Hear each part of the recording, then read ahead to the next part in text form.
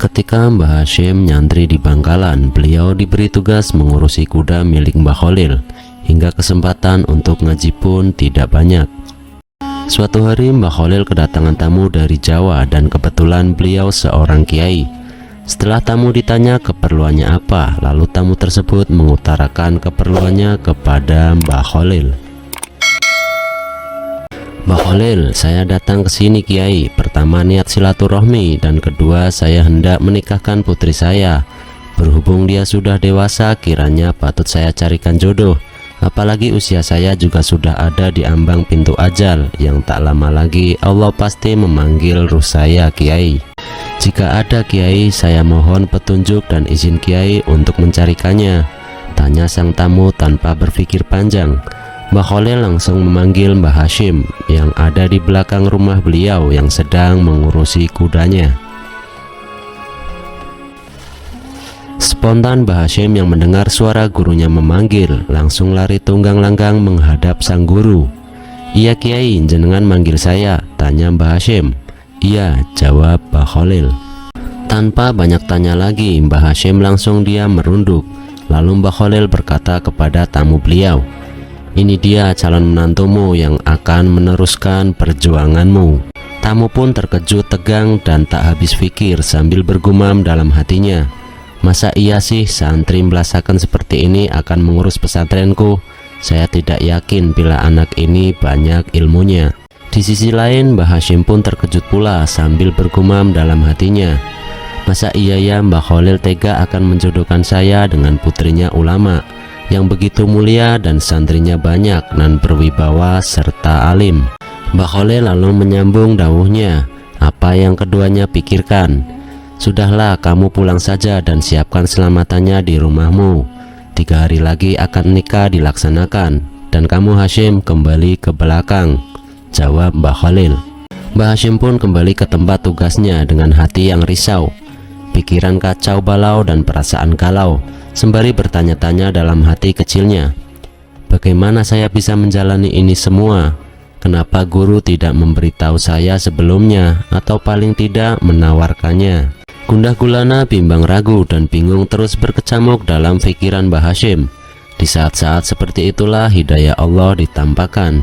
Mbah Hashim teringat di mana suatu hari saat Mbah Khalil mengajar kitab, beliau dawuh sederhana saja, "Barang siapa di antara kalian yang ingin tercapai hajatnya, maka bacalah sholawat naria sebanyak-banyaknya, dan pada waktu ijabah sangat dianjurkan, yaitu setelah separuh malam hingga menjelang subuh." Saat malam kira-kira jam 12 malam, Mbah Hashim melaksanakan apa yang pernah diucapkan gurunya itu, yaitu membaca sholawat naria sebanyak-banyaknya. Dan ketika menjelang subuh beliau ketiduran, dan hal ajaib di mana dalam mimpi tidur sekejapnya beliau bermimpi bertemu Mbah Khalil dan mengajarkan kepada beliau hadis sahih selama 40 tahun lamanya. Lalu beliau terbangun serta terkejut, tidak percaya atas mimpinya itu. Di malam yang kedua terjadi lagi. Dalam mimpinya beliau bertemu Syekhona Khalil dan mengajarkan kepada beliau kitab-kitab fikih selama 40 tahun lamanya. Di malam ketiga beliau bermimpi bertemu dengan Syekhona Khalil lagi yang mengajarkan beliau kitab-kitab tasawuf selama 40 tahun. Setelah beliau bangun, beliau terkejut dan bertanya dalam pikirannya, apa makna dari semua mimpi ini? Keesokan harinya beliau hendak bertanya kepada gurunya, namun tidak ada kesempatan karena beliau justru disuruh siap-siap berangkat ke rumah calon mertua untuk melangsungkan akad nikah. Lalu keduanya pun berangkat hingga di tempat tujuan langsung dilakukan akad nikah. Selesai itu Mbah Khalil akan pulang ke Bangkalan. Sepatah kata pun tak ada yang keluar terucap dari Mbah Khalil, mulai dari Bangkalan hingga sampai di tempat akad pernikahan. Baru Mbah Khalil hendak pulang, beliau dawuh kepada Mbah Hashim, lalu kepada mertuanya, dan disaksikan banyak santri dan para tamu undangan. Mbah Khalil berkata kepada Mbah Hashim, "Hashim, jangan nyeleweng-nyeleweng ya, ibadah ikut yang dicontohkan Nabi melalui ulamanya dan ikutilah ulamanya Allah agar selamat. Allah pasti bersamamu. Kepada mertua Mbah Hashim dikatakan, jangan ragu dengan Hashim, beliau sudah ngaji 120 tahun lamanya. Baik Mbah Hashim, mertua dan para tamu tidak begitu paham serta kebingungan menafsiri dawuh Mbah Khalil, karena mereka pikir ini nggak masuk akal kapan ngajinya sampai 120 tahun, sementara usia beliau belum sampai 50 tahun. Lalu Mbah Khalil pun balik ke pangkalan.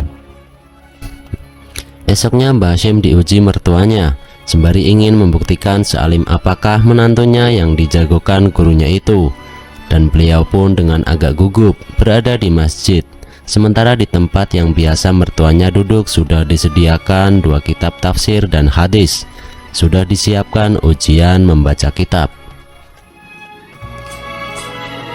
Nah, keajaiban pun dimulai tanpa harus menengok, apalagi memegang kitabnya. Mbah Hashim langsung membaca dengan fasih dan hafal di luar kepala, serta membahasnya layaknya masyayikh yang sudah kenyang dengan segudang ilmu. Tak satu pun ada yang salah. Ustadz dan santri senior yang tidak yakin dengan kemampuan beliau pun menjadi takjub, begitu pula mertuanya yang mengintip dari celah jendela rumahnya pun ikut takjub. Dari hari itu hingga seterusnya, Mbah Hashim lah yang mengajar semua kitab-kitab klasik yang tebal dari berbagai cabang ilmu agama Islam. Itulah beberapa karomah Mbah Khalil kepada Mbah Hashim, dan masih banyak lagi karomah-karomah beliau kepada santri-santri beliau yang lain.